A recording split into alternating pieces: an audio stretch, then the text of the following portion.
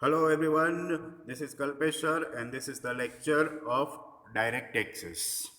Already you know about the syllabus, you are also knowing about the paper style of the examination, right?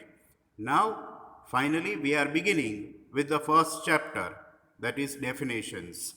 Last time I had told you that the first chapter is always of definition because we have to study law. We are studying Income Tax Act 1961, and as per the law we have to study various terms of the act. So here we go, we have to study definitions. When we talk about definitions, don't forget that these are not one line or two line definitions, these are short notes. Each and every definition is in the form of short note, and each and every short note carries 5 marks of weightage. I repeat, एक एक short note 5 mark में पूछाई छे. So you have to study carefully the definitions. I am displaying the list of definitions. Here is the list. You can see there are 7 definitions: assessment year and previous year, income, agricultural income, person, company, dividend, and methods of assessing tax. In this session, we are going to deal with the first 3 definitions: assessment year, previous year, income, agricultural income. These 3 will be addressed in the current session. So we are going to begin with the first one, assessment year and previous year. You know, in taxation, the year of earning income and year of taxing income both are different.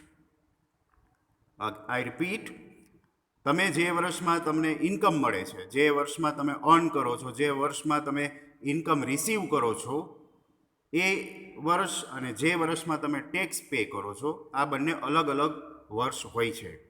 The year of receiving income is different and the year of taxing the same income is also different. So there is a difference between these 2 years. Previous year is the year of receiving income and assessment year is the year of taxing income. Income મળવાનું વર્ષ એટલે previous year, અને એના જ ઉપર tax pay કરવાનું વર્ષ એટલે assessment year. Assessment year is also known as the current year. You know that current year is 2020-21. So obviously during this year you will have to pay the tax on your income received during 2019-20. Yesterday also I had told you that previous year is 1920, that begins on 1st of April 2019, and that will end on 31st March 2020. So during the current year, whatever income you have generated and received from 1st April 2019 till 31st of March 2020 will be taxed in the current year. Over here, you can see that to bring some sort of uniformity, it has been decided and made mandatory for all the taxpayers, for all the assessees, that their accounting year or tax year should be from April to March. However, there is one exception, that if you are newly in the business, that means your business is newly set up, then 2019-20 will not follow. Your year will begin on the day you are commencing business till 31st of March. Suppose તમે નવો business start કરો છો 1st of August ના, તો તમારું એક પહેલું વર્ષ છે એ 1st August થી next 31st March સુધીનું રહેશે.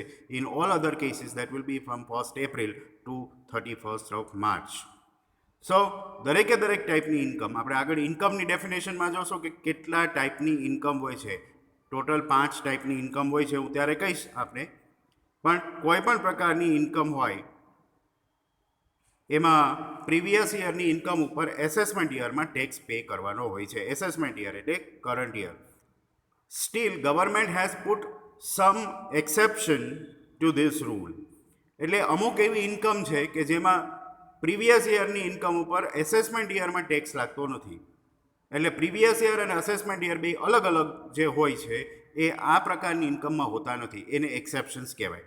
સો there are some incomes that needs to be listed down, કે કઈ ઇન્કમ એવી છે કે જે ઇન્કમ જ્યારે જનરેટ થાય ત્યારે જ એના ઉપર ટેક્સ લાગે છે, એના માટે આવતા વર્ષ સુધી રાહ જોવાની જરૂર રહેતી નથી. Here is the list, you can see on the screen. The income of shipping company, તમને ખબર જ છે શિપિંગ કંપનીનો બિઝનેસ શું હોય છે, carrying passengers, goods and livestock from port to port, right. So shipping company જે છે એની ઇન્કમ જે વર્ષમાં મળતી હોય એ જ વર્ષમાં એના ઉપર ટેક્સ લાગે છે. Second income, if you are living India on permanent basis, you are not going to come back, that means you are settling abroad on permanent basis. In that case also, you will have to pay the tax of the current year in the current year. In the same way, third income, if you are going to close down your business, then the income would be taxed on the spot. And the fourth income is that suppose you are hiding income and that income is sorted out, it is found by the income tax officer, right? Then you will have to pay the tax on demand. Simply આપણે જેને red પડી કહીએ, તો red પડે અને આપણી પાસે કોઈ પણ બ્લેક ઇન્કમ મળે, બરાબર છે, તો એ બ્લેક ઇન્કમમાં પછી આ વર્ષની બ્લેક ઇન્કમ ઉપર આવતા વર્ષે ટેક્સ પે કરવાનો એવું કાંઈ હોતું નથી. જે વર્ષમાં આ બ્લેક ઇન્કમ પકડાઈ છે એ જ વર્ષમાં એ ટેક્સ આપણે પે કરી દેવાનો રહે છે.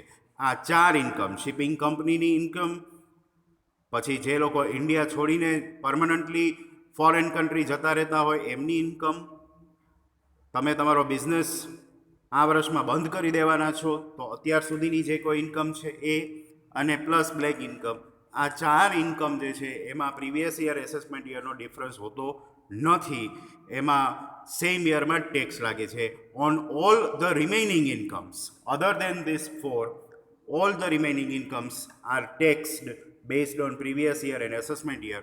એટલે પ્રીવિયસ યર 1920માં જે ઇન્કમ થઈ છે એના ઉપર કરંટ એસેસમેન્ટ યર 2021માં તમારે ઇન્કમ ટેક્સ પે કરવાનો રહે છે. સો that's the difference between previous year and assessment year. આપણા માટે સેમ 5માં અને સેમ 6માં પ્રીવિયસ યર 2019-20 રહેશે and assessment year will be 2020-21. Even when we are calculating all the examples, we will have to quote previous year and assessment year. So you will remember both the years very easily. That is about assessment year and previous year. Another very important definition of the chapter is of income, because we are studying income tax.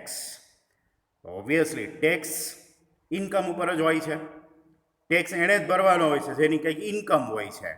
So that is why it is very much necessary for us to know what is income. Income કહેવાય કોને?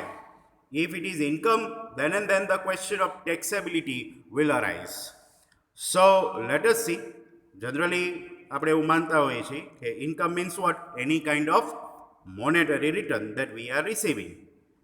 Why we receive monetary return? આપણને monetary return ક્યારે મળે? We sell goods or we provide some services, right? So income is generated from some source and it may be periodical, right? So income, a kind of monetary return which is received from some source and it is received periodically. Income Tax Act na section 2 subsection 24 માં ઇન્કમની ડિટેલમાં definition આપેલી છે. In fact આ ડેફિનેશનમાં ઇન્કમના examples આપેલા છે. But always remember there are mainly 5 types of income or 5 headings of income. First, salary income. જે લોકો job કરે છે તો એનો જોબ એનો સોર્સ કહેવાય, સેલેરીની ઇન્કમ. સેકન્ડ ઇન્કમ, આપણે આપણું હાઉસ કોઈને રેન્ટ ઉપર આપીએ અને એ જે ઇન્કમ જનરેટ થાય, income from house property. Third, we are not doing job but we are running our own business. That means we are self-employed. So the income from business is the third type. Fourth type, capital gain. Whenever we sell any property, movable or immovable, and we earn profit on it, it is known as capital gain. That's the fourth. And fifth title is an open-ended title, income from other sources. When we say other sources, all other sources of income are covered. So salary plus house property plus business plus capital gain plus all other incomes are equal to our gross total income. So that's the definition of income. ઇન્કમમાં ઘણી બધી incomes એનો સમાવેશ કરી શકાય. You can read on the screen also. Salaries છે, allowances, બિઝનેસમાંથી જે કંઈ પ્રોફિટ થાય એ છે, આપણે કોઈ બી કંપનીના શેર્સમાં ઇન્વેસ્ટમેન્ટ કરેલું હોય, ઇક્વિટી શેર્સ છે, પ્રેફરન્સ શેર્સ છે, એનું જે કંઈ આપણને ડિવિડન્ડ મળતું હોય, ડિબેન્ચરમાં આપણે ઇન્વેસ્ટમેન્ટ કરેલું હોય તો એનું ઇન્ટરેસ્ટ મળતું હોય, we have savings account or FDs, then also we might be receiving interest. એ બધું આપણી ઇન્કમમાં ગણાય. ટ્રસ્ટ છે સપોઝ, તો એને જે કંઈ પણ ડોનેશનની ઇન્કમ થતી હોય એ બી ઇન્કમના પરવ્યુમાં આવે છે. કેપિટલ ગેઇન આવી જાય છે. ઇરેગ્યુલર ઇન્કમ બી આવી જાય છે. ઇન્કમ મે બી રેગ્યુલર ઓર ઇરેગ્યુલર. વન ટાઈમ ઇન્કમ બી હોઈ શકે. સપોઝ આપણે લોટરી લઈને આપણને લોટરી લાગી જાય, બરાબર છે, તો એ લોટરીની જે કંઈ અમાઉન્ટ છે એ બી ઇન્કમમાં ગણાય, એના ઉપર બી ટેક્સ લાગે છે. ક્રોસવર્ડ પઝલ્સ છે, કાર્ટ રેસ છે, ગેમ્બલિંગ છે, હોર્સ રેસ છે, આવું બધું ગુજરાતમાં બહુ ઓછું જોવા મળે છે. In other parts of India these activities are fully legal. So these incomes are also included in our gross total income. Even illegal incomes are also covered in the definition. See, income from smuggling. સ્મગલિંગનો meaning એવો થાય કે તમે tax pay કર્યા વગર કોઈ બીજી કન્ટ્રીની બોર્ડરમાં તમે ગુડ્સ એન્ટર કરાવો, એને સ્મગલિંગ કહેવાય. કોઈ બી કોમોડિટી છે એના ઉપર હેવી ડ્યુટી પે કરવાની થતી હોય ત્યારે ઘણા લોકો હેવી ડ્યુટી ન ભરે, સ્કીપ કરે અને ઇલીગલી ગુડ્સ જે છે એ બીજી કન્ટ્રીની બોર્ડરમાં દાખલ કરી દે. પછી જ્યારે પકડાય ત્યારે એના ઉપર ટેક્સ લાગે. તો ઇલીગલ ઇન્કમ, બધા ટાઈપની ઇલીગલ ઇન્કમ બી આમાં આવી જાય છે. બોનસ બી જે છે એ લમસમ હોય છે, વન ટાઈમ હોય છે, ઇરેગ્યુલર હોય છે. રેગ્યુલર મળતું હોય તો એને આપણે બોનસ નથી કહેતા. તો બધા ટાઈપની ઇરેગ્યુલર ઇન્કમ એ બી આવી જાય છે. ઇન શોર્ટ, ઇન્કમમાં રેગ્યુલર, ઇરેગ્યુલર, લીગલ અને ઇલીગલ ચારેય ઇન્કમનો સમાવેશ કરી શકાય. આ બધાને આપણે ઇન્કમ જ કહીએ છીએ. જો કે ઇન્કમના અમુક કેરેક્ટરિસ્ટિક્સ છે. દાખલા તરીકે તમે જે ઇન્કમ મળે છે એ કોઈ ફિક્સ પ્લેસમાંથી મળતી હોય છે, કોઈ ફિક્સ ઇન્સ્ટ્રુમેન્ટમાંથી મળતી હોય છે. There must be some definite source વગર તો ઇન્કમ હોઈ શકે નહીં. આપણને ઇન્કમ આપી શકતા નથી. આઉટસાઇડ સોર્સ હોવો જોઈએ.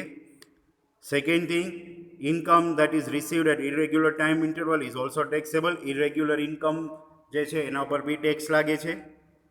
અનધર થિંગ કે એકની એક ઇન્કમ ઉપર બે વાર ટેક્સ લાગતો નથી. Same income can not be tax twice. એક વખત ટેક્સ ભરાઈ ગયો ત્યાર પછીની ઇન્કમ ઉપર બીજી વાર ટેક્સ આપણે આપવાનો થતો નથી.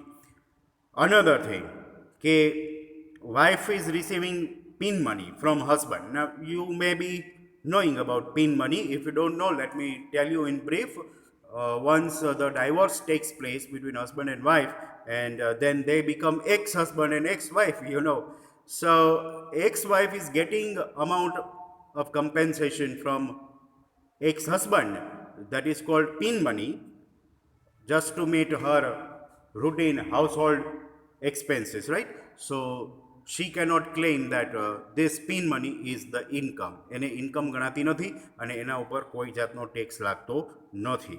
એવી જ રીતે ગિફ્ટ્સ જે છે એ બી ઇન્કમમાં ગણાય છે. આપણને જે કંઈ પ્રેશિયસ ગિફ્ટ્સ મળતી હોય, બરાબર છે, એ બી ઇન્કમમાં ગણાય છે, પણ એનો અમુક ક્રાઇટેરિયા છે.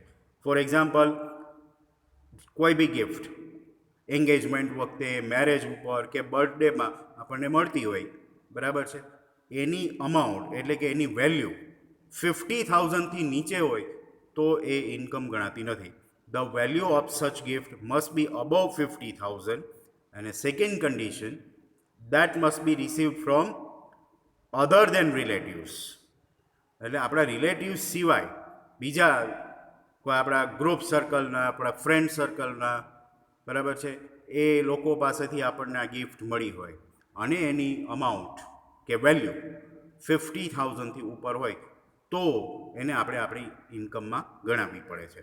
તો મોટાભાગની જે છે ગિફ્ટ 50,000થી ઓછી જ હોય છે, એટલે એને ઇન્કમમાં ગણવાનો પ્રશ્ન આવતો નથી. Steel the threshold limit is 50,000. એવી જ રીતે કોઈ વસ્તુ આપણી ખોવાઈ ગઈ હોય, કોઈ ઇમ્પોર્ટન્ટ ડોક્યુમેન્ટ્સ ખોવાઈ ગયા હોય, તો ઘણીવાર આપણે જોતા હોઈએ છીએ કે ન્યૂઝપેપરમાં બી એડ આપતા હોય છે કે ફલાણા રોડ ઉપર ડોક્યુમેન્ટ્સ ખોવાઈ ગયા છે, જે શોધી આપશે તો એમને યોગ્ય બદલો આપવામાં આવશે. આવું તમે વાંચતા હશો ન્યૂઝપેપરમાં. એવી જ રીતે ઘણા તો જે છે પોતાના પેટ્સ ખોવાઈ ગયા હોય, આડાવડા જતા રહ્યા હોય, તો એના માટે ન્યૂઝપેપરમાં આપતા હોય છે કે આ સોસાયટીમાં આ પેટ ખોવાઈ ગયું છે, કોઈને મળે તો પાછું આપી જવા વિનંતી. તો આવી રીતે તમને એ કોઈ પણ ડોક્યુમેન્ટ કે કાંઈ પણ ખોવાઈ ગયેલી વસ્તુ મળે અને તમે એને એના ઓનરને પાછી આપો, બદલામાં ખુશ થઈ અને એ તમને કોઈ રિવોર્ડ આપે, કોઈ મોનેટરી રિવોર્ડ આપે, તો એને ઇન્કમ ગણાય નહીં. તમે એને એમ ન કહી શકો મારી આ ઇન્કમ છે, કારણ કે તમે કંઈ ખોવાઈ ગયેલી વસ્તુ પાછી આપવાનો બિઝનેસ નથી કરતા. બરાબર છે? સો એની reward that is received by you because you found the lost item and you returned it to the original man or owner, so that is why you are getting the reward. So it is not a part of your income. તો ઇન્કમના આટલા point છે, પણ આઈ repeat, કોઈ બી income હોય 5 જ હેડિંગમાંથી આવશે. Either it is salary, or it is out of house property, or it is from business, or it is capital gain, or it is other sources. એટલે આગળના 4માં ન આવે, જે સેલેરીમાં ન આવે, જે હાઉસ પ્રોપર્ટીમાંથી જનરેટ નથી થતી, જે બિઝનેસથી જનરેટ નથી થતી, કે નથી એ કેપિટલ ગેઇન. આ 4માં જે ન આવે એ ઓટોમેટિક 5માં આવી જ જાય, કારણ કે એનું ટાઇટલ જ એવું છે, ઇન્કમ ફ્રોમ અધર સોર્सेस. પણ આ 5 હેડિંગનો ટોટલ કરીએ ત્યારે આપણી ગ્રોસ ટોટલ ઇન્કમ થાય. So that is the kind of income. Now the last definition for today, agricultural income. Now after studying the definition of income, now you are aware what is income and what is not. So now we can discuss about agricultural income. You know, India is an agricultural country, right? That is why we need to discuss what is agricultural income. Agricultural income discuss કરવા પાછળનો એક બીજો purpose બી છે. ઇન્ડિયામાં agricultural income હોય તેના ઉપર tax લાગતો નથી. Agricultural income is fully exempt from income tax. However, let me tell you that if the state government wishes to impose income tax on agricultural income, it can, it is allowed. એ સ્ટેટના જ્યુરિસ્ડિક્શનમાં આવતી income છે, એટલે state government ધારે તો એના ઉપર tax લગાવી શકે છે. However in India there is no such state in which agricultural income is taxed. તો આપણે એ જાણવું જોઈએ કે કઈ ઇન્કમ એગ્રીકલ્ચરલ ઇન્કમમાં ગણાય અને કઈ ઇન્કમ એગ્રીમાં ન ગણાય. એની સાથે રિલેટેડ હોઈ શકે, પણ એ એગ્રીકલ્ચરલ ઇન્કમમાં ગણાતી નથી. સો here are the examples of agricultural income. First, any income of land rent. તમારું પોતાનું ફાર્મ હોય, તમારું ખેતર હોય, યુ આર નોટ ફાર્મિંગ, પણ તમે કોઈ બીજાને ખેતી કરવા માટે એ રેન્ટ ઉપર આપી દીધું છે, એને લેન્ડ રેન્ટ કહેવાય. કન્ડિશન એ કે જેને પણ તમે રેન્ટ ઉપર આપેલું છે એ બી એગ્રીકલ્ચરલ પર્પઝ માટે જ એનો યુઝ કરતો હોય, તો એ તમારા માટે એગ્રીકલ્ચરલ ઇન્કમ જ બને અને ટેક્સ ફ્રી થાય. It should be used for agricultural purpose and that land must be situated in India, within the borders of India. That means what? Agricultural income received in India is totally tax free. If the agricultural income is received from foreign country, then it is fully taxable, let me tell you. In the same way, તમારા જે કંઈ agricultural crops છે, flowers, vegetables, fruits, એ તમે cell કરો છો અને એની જે કાંઈ પણ ઇન્કમ છે એ બી ટેક્સ ફ્રી છે. એ જ રીતે ફાર્મ હાઉસની ઇન્કમ બી ટેક્સ ફ્રી છે. Income received from farm house, પણ એ ફાર્મ હાઉસ જે છે એ ફાર્મરનું પોતાનું હોવું જોઈએ, એ ફાર્મની નજીક હોવું જોઈએ, એગ્રીકલ્ચરલ લેન્ડની નજીક હોવું જોઈએ, મ્યુનિસિપલ કોર્પોરેશનની હદની બારે હોવું જોઈએ. That must B outside the jurisdiction of municipal corporation.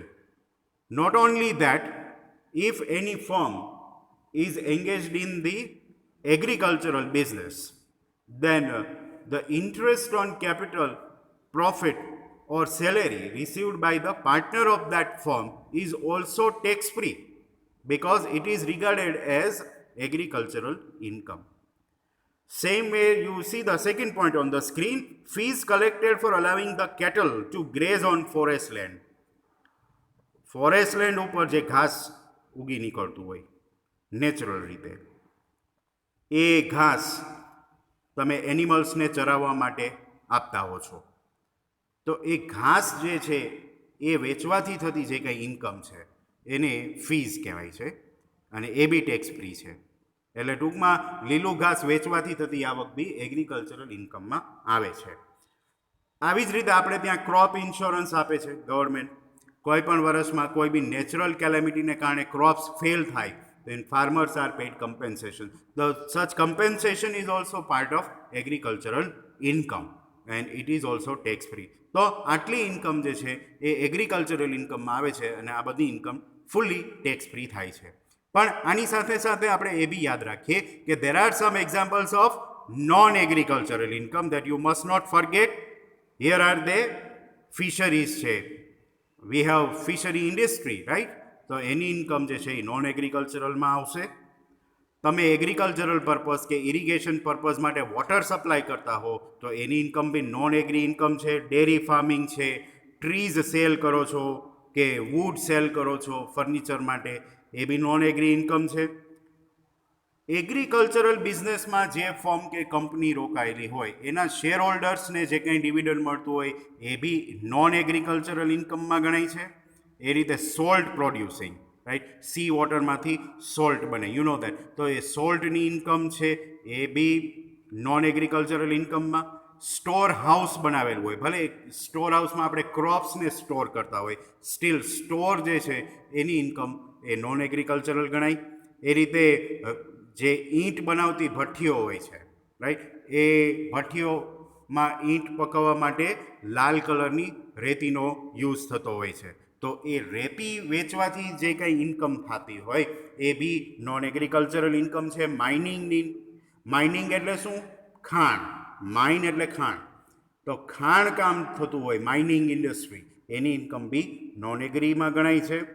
કોઈ બી ફાર્મ હાઉસ કે જે નોન એગ્રીકલ્ચરલ પર્પઝ માટે ચલાવાતું હોય એ ઇન્કમ બી ટેક્સેબલ છે. અને મેં તમને કહ્યું એમ એગ્રીકલ્ચરલ ઇન્કમ કે જે આપણને ફોરેન કન્ટ્રીમાંથી મળે છે એના ઉપર પણ ટેક્સ લાગે છે, દેટ ઇઝ ફુલી ટેક્સેબલ. આ બધા એક્ઝામ્પલ્સ નોન એગ્રીકલ્ચરલ ઇન્કમમાં છે. So this is the agricultural income. Now all of you are aware about previous year assessment year income and agricultural income. So with this I conclude the session. In our next session we will discuss about dividend, person, methods of assessing tax and the remaining one, and we will conclude the chapter next time. Okay, see you all, have a nice day.